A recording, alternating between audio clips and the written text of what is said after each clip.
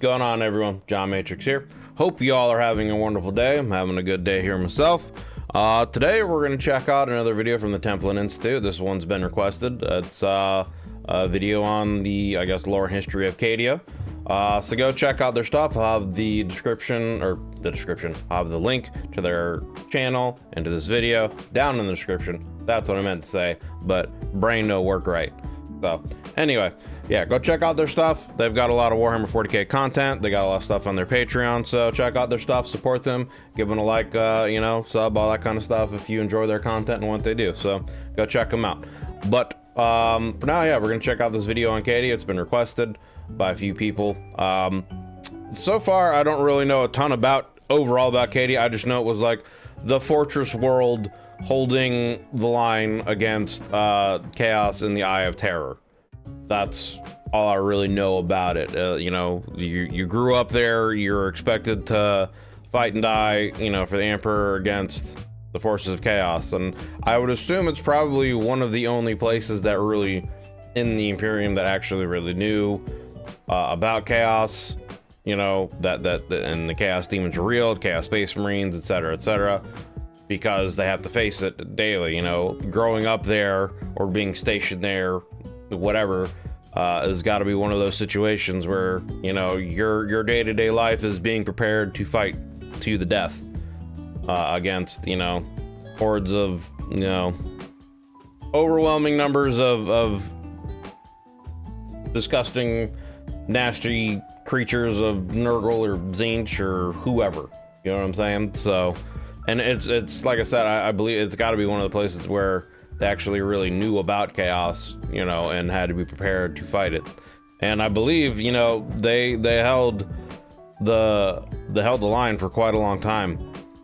I think it was Abaddon that he was trying to break through or something like that. I don't know the specific details, but he, you know, through his Black Fortress, essentially used it as like a meteor to attack the planet. And I guess because it was a black stone fortress, it reacted to something else the Necrons already had there, and it split the planet essentially and destroyed it. So, but yeah, I would assume, you know, the people that live in Cadia and they're born in Cadia were made of sterner stuff. They're, I kind of get the imagery in my mind as they're kind of like, you know, even the basic Imperial Guardsmen were kind of probably like the Spartans of, you know, the Imperium as far as that went. You know, they were trained and knew what their duty was and what was expected of them. So at least that's what I would assume. But anyway, enough of me rambling on. Let's get into the video and find out for ourselves.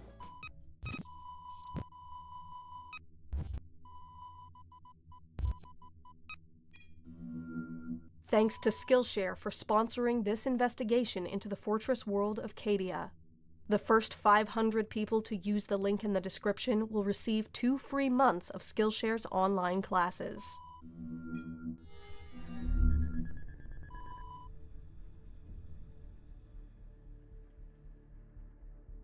In the region of Imperial space designated Storm of the Emperor's Wrath. Interesting, Valhalla. Okay. There lies an anomaly that has come to be known as the Eye of Terror. It is an enormous rift, a permanent storm in the fabric of reality that for 11,000 years has provided a gateway to the nightmarish realm of the warp. Inside is a dimension of madness and despair, where skies weep blood, ancient stars burn in multicolored flares, and the whims of the dark gods hold sway. Sounds like a lovely place for a vacation, you know? Since the time of the Horus Heresy, the forces of chaos that reside within have attempted to break out from the Eye of Terror and strike at the millions of worlds that lay beyond. Only one thing has stood in their path: a fortress world that guarded the only navigable route to the Eye of Terror, a place where time and time again the servants of the dark gods would break against the greatest defenders of man. It was a planet known as Cadia, and it was here above all that the bloody work of the Imperium was done. Now, and again, just curious, because of I would assume that because of the importance of Cadia and it holding back the forces of chaos, that obviously they would have better support than most other places, because it's like the last line of defense before Chaos Forces can just spread out into the universe and do whatever they want to, right? It's a breach into the normal reality from the Immaterium. So, like, I would assume they would be more well equipped. They would have better armor, better weapons. They would probably be taken care of better.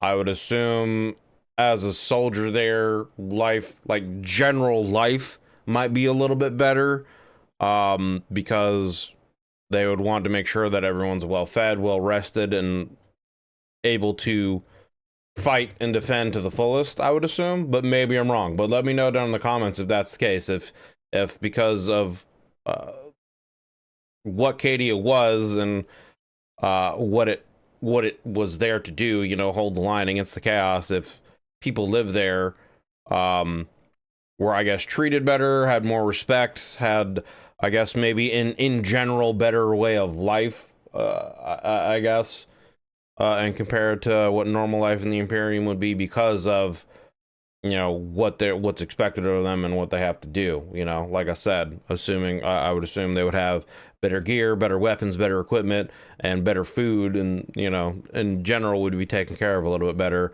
so that they have better morale and are willing to fight more, you know, etc., etc., etc. But let me know down in the comments if that is the case, if you guys know or not. And it was here above all that the bloody work of the Imperium was done.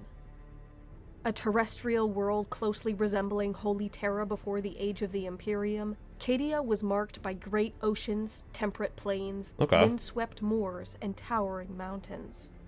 So it was a world similar to Earth, with, you know, oceans and continents and, you know, life like I guess you would see on Earth, but I guess maybe, yeah. Oceans, temperate plains, windswept moors, and towering mountains. Cadia was colder than most civilized worlds, yet not enough to impede the planet's settlement. It was famous across the galaxy for its sparkling glaciers and thick pine forests. It was the planet's network of strange black monoliths that remained Cadia's most enduring mystery, however, known across the galaxy as the Cadian pylons. And yeah, so like, from what I understand from the lore, I believe that these pylons are things that were left by the Necrons, and these are also made of that black stone material that they use to either enhance or incapacitate the warp, you know, psychic stuff, psychic energies. And I believe this is what the Blackstone Fortress react to, and why it like made such a devastating impact on the planet, I believe. So I guess we'll find out if they talk about it here. Enduring mystery, however, known across the galaxy as the Cadian pylons. When precisely Cadia was first colonized has been lost to antiquity, but in the decades before the Horus Heresy, it had become inhabited by a primitive race of violet-eyed humans who worshipped the Chaos Gods. Interesting. The Word-Bearers Legion and their Primarch, Lord... I would assume when Cadia was settled, was the Eye of Terror already there? Because I you know, I don't know what the timeline is on when Cadia was settled. I would, you know what I mean? Because like, if these, you know, this human kind of civilization was there that worshipped chaos gods before the Eye of Terror happened, that's kind of an interesting coincidence. I don't know if that's something of like a foreshadowing or something like that or what, but yeah, I just find that interesting that that's the case. If it happens to be there before the Eye of Terror happened, that there was a, you know, species of human or just humans on the planet that evolved and they worshipped chaos gods. I just find that fascinating if it happened before the Eye of Terror came to be. Heresy, it had become inhabited by a primitive race of violet-eyed humans who worshipped the Chaos Gods. The Word-Bearers Legion and their Primarch, Lorgar Aurelian, was the first to re-establish contact with Cadia, but whatever transpired in these initial meetings might never be known. Lorgar ordered the cyclonic bombardment of the planet, wiping out the native Cadians and whatever secrets they possessed. So it sounds like it might have been a situation where, you know, during the Dark Age of technology, Cadia was, you know, colonized by humans then, and then during the Age of Strife, they lost contact. The humans there de-evolved and eventually, you know, started worshiping the gods of chaos. I still do find that fascinating that they're worshiping the gods of chaos there. And I would assume, from what I understand of the timeline, that that happened before the Eye of Terror came to be. So, and then, you know, he comes through there and wipes them out to recolonize. But I just find it interesting that, oh yeah, excuse me, I find it interesting that they're worshiping the chaos gods there, and it ends up being the fortress world to defend against chaos. Kind of another one of those 40K ironies. Of the planet, wiping out the native Cadians and whatever secrets they possessed. With the end of the Horus heresy, the word bearers and their other traitor legions fled to the Eye of Terror to heal their wounds and nurture their hatred. Black crusades mounted across the galaxy from the Eye of Terror convinced the Imperium that Cadia was of vital strategic importance, and settlers were sent to the world to claim it in the name of the Emperor. Cadia was eventually forged into a world worthy of the Imperium. I would say so. It was learned at great cost that the planet would forever be threatened, and its entire society would have to reflect that. Its earliest cities were constructed in the traditional style emulating Holy Terra, but the broad avenues and ordered urban grids favored any attacking force, and sweeping changes were enacted. Cadia could not afford any distinction between its fortresses and cities. Streets were constructed in such a way as to disorient any potential invader, arrayed in zigzag patterns that would force an enemy to fight for every block. Bastions and I mean, yeah, that's smart. That's what you would have to do, right? You know, you would have to set the world up as defensible as possible in any kind of scenario as possible, whether it be from orbital bombardment or from actual, you know, physical invasion. So that makes sense. That's smart. Zigzag patterns that would force an enemy to fight for every block. Bastions and local garrisons were stationed in every corner and spire that possessed a commanding view, while at the heart of every city was an enormous fortification known in the local dialect as a casser.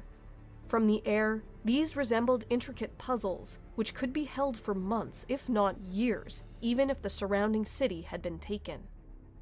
Its people were no different than its buildings, reorganized into a society wholly devoted to the defense of their world. Right. Every Cadian was taught the skills necessary to become a soldier from the moment they could walk. Right. Tactical doctrine was... That's pretty much what I was asking at the beginning. I would assume that, you know, these guys were basically set up to be kind of like the Spartans of, you know, their time, I guess. They would have to learn from a very young age what is expected of them and how to fight properly and survive, and, you know, it would be a rough existence. Necessary to become a soldier from the moment they could walk. Tactical doctrine was prioritized above basic literacy, and every citizen was required to serve at least a 4-year term in the planet's military before either becoming a career soldier or instead joining Cadia's military-industrial complex. Even the wealthy and successful elite wore clothing reminiscent of the camouflage patterns issued to the lowliest guardsmen. The famed Cadian shock troops were widely regarded as the best soldiers in the Imperial Guard, and some of the most well-equipped. Regiments either formed on Cadia or those emulating its style and doctrine could be found across the entire galaxy. Cadian equipment, in particular, was so ubiquitous that it was nearly the standard of the entire Astra Militarum. Okay, and that, I think that kind of goes to what I was saying too. It sounds like, yeah, they probably had better gear. I wonder, would even the Imperial Guardsmen in Cadia, would they come to honestly almost have like a status of like reverence, or maybe even mythological status among other worlds, where, like, you know, you talk about Cadia, like, oh, Cadia, they're badasses, they're this, they're that, you know what I mean? Like, were they held that much more above, you know, the standard, I guess, Imperial, you know, troops, etc.? let me know. Could be found across the entire galaxy. Cadian equipment, in particular, was so ubiquitous that it was nearly the standard of the entire Astra Militarum. For millennia, the planet stood as an unshakable foundation that challenged the will of the dark gods themselves. Every invasion was shattered, and every Black Crusade was repelled. But in the 999th year of the 41st millennium, Cadia was finally broken. Abaddon the Despoiler, greatest champion of chaos since Horus himself, launched the 13th Black Crusade. In the opening moments, elements of the Planetary Guard turned traitor, assassinating Cadia's high command, its governor, and Lord Castellan. A reformed defense now under the command of Ursarkar E. Creed were able to contain this initial assault, but the Black Crusade was just beginning. Okay. So during the initial invasion, a number of the guardsmen or higher ups, turned traitor. I wonder what happened behind that. If there's any more lore or story, if they were just corrupted from potentially a while ago, and that's just when that corruption came to fruition. They waited until this moment to confuse the guards from the inside or whatever, cause dissension from within to give them time, to excise whatever plan they were going with, etc. Whatever. I'm still kind of waking up. My brain isn't still working just 100%. I haven't had any coffee yet. It's been one of those days. So, anyway. A reformed defense now under the command of Ursarkar E. Creed were able to contain this initial assault, but the Black Crusade was just beginning. In orbit of the planet, an enormous Chaos Armada traded blows with the warships of Battlefleet Cadia, all while reinforcements swept across Cadia's skies before joining in battle against the planet's beleaguered defenders. Mysteriously, it was not the famous fortress cities of Cadia that appeared to be Abaddon's primary target, but rather the large network of pylons, particularly those within the Elysian Fields. What precisely happened there can only be guessed at, but some claim that for a brief moment, servants of the Imperium working with ancient Xenos managed to activate the Cadian pylons. Really? The forces of chaos were seemingly cut off from the warp, and even the Eye of Terror was said to shrink. By the order of Abaddon, however, an enormous blackstone fortress struck Cadia with the force of an artificial meteor. The planet's continents were split apart, its ancient forests burned away. The few who managed to evacuate the dying world bore witness not only to the destruction of Cadia, but to the expansion of the Eye of Terror across the entire galaxy. With the fall of Cadia, the forces of chaos had won a victory that for millennia had been almost unimaginable. And I mean, it's a massive victory, because it's split the galaxy in half now, right? There's like a giant rift that's going through the galaxy from where the Eye of Terror originated, and it's basically the galaxy's cut in two now, I believe, right? I forget what it's called, but that's rough, man. Tendrils of the warp have split the galaxy in two, and there is... It seems again like it's another one of those ironies where, yeah, the Necron pylons and technology, if they had been able to like really study it and understand how to use it, they could have closed the Eye of Terror with it, because it's used to disrupt the warp, or can use to enhance or disrupt the warp. So, it's ironic that it could have saved them, but it also ended up being the destruction of the world, and I think potentially what has caused the rift to expand. So, imaginable. Tendrils of the warp have split the galaxy in two, and there is little doubt that the Imperium has entered the time of ending. But the ultimate triumph of Abaddon the Despoiler still eludes him. The fall of Cadia has awakened something in the Imperium more powerful than even its greatest fortress. A hunger for retribution has swept across every world, and Cadia has become a martyr whose memory has spurred humanity to ever greater feats of valor. If a creature like Abaddon is still capable of experiencing even a tinge of fear, then he must be haunted by the fact that in destroying Cadia, he has added 1 trillion fallen saints to the highest pantheon of the Imperium. For even as the planet split apart and its shattered remnants were consumed by the Eye of Terror, the red streaks of firing lasguns could still be seen in the darkness. Damn. Defenders of Cadia refusing to give in, even as their world cracked and burned around them. From their sacrifice has arisen a new battle cry, one shouted in hatred from the Arctic steppes of Valhalla to the deadly jungles of Catachan. A simple phrase that ensures the memory of Cadia will remain for as long as humanity endures. The planet broke before the Guard.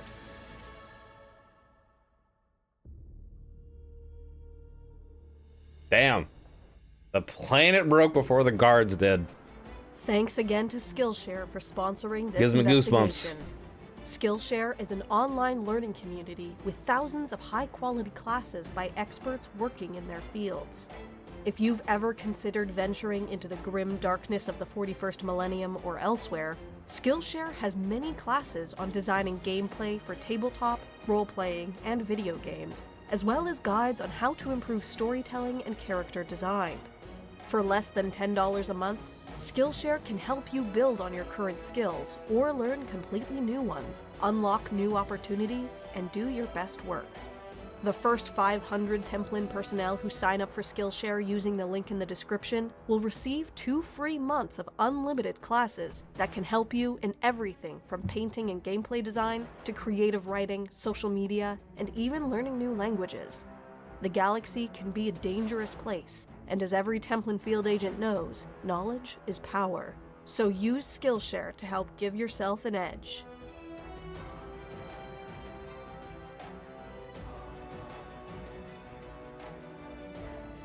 And there we go. There we go. That was the Templin Institute's video on Cadia, Warhammer 40,000. So, not necessarily a ton of more information going over, you know, what I already knew for the most part. But yeah, Cadia just was a fortress world. They, you know, were raised from birth pretty much to fight and be warriors. They're kind of like the Spartans of the, you know, Imperial Guard. They knew what their job was and what they were facing, and they held their ground even while the planet was breaking. That is pretty badass, not gonna lie. To the last man, you know, kind of goes to the Spartan saying of come home either with your shield or on it, you know. So but good video. Learned a little bit more, but for the most part it's information I already kind of knew about Cadia. So if there's any more content creators out there that have any more videos or anything else going over Cadia and some of the battles with it, and you know how the way of life was there, etc., let me know. And yeah, answer if you guys can in the comments any of the questions I had about, you know, it seemed like from what they were talking about in the video that they had, you know, better than standard gear. Maybe some of the gear there was even became, you know, the standard of the Imperium from Cadia. But I would assume, you know, it seems like there's, you know, they have a place of reverence, especially in remembrance, and it seems, you know, it's I don't know what the exact quote is, but I know there was a quote from World War II from, you know, I believe it was a Japanese admiral after the attack on Pearl Harbor, where he's like, I think we just woke a sleeping giant. And it seems like that's what happened with the Imperium and Chaos, and it seems like after Cadia fell that the Imperium's fight has been that much more reinvigorated against the forces of Chaos. So, but yeah, thanks for watching the video, guys. Appreciate it. Hope you enjoyed it. If you did, consider leaving a like and a sub. I will have the links, like I said, to this video and the Templin Institute channel down below in the description. If you're, you know, watching to the very end here, it means a lot. I appreciate you taking the time to do so. and I hope you're having yourself a wonderful day whenever you are watching this and wherever you're at. Have a good one, everybody, and I will see you on the next one.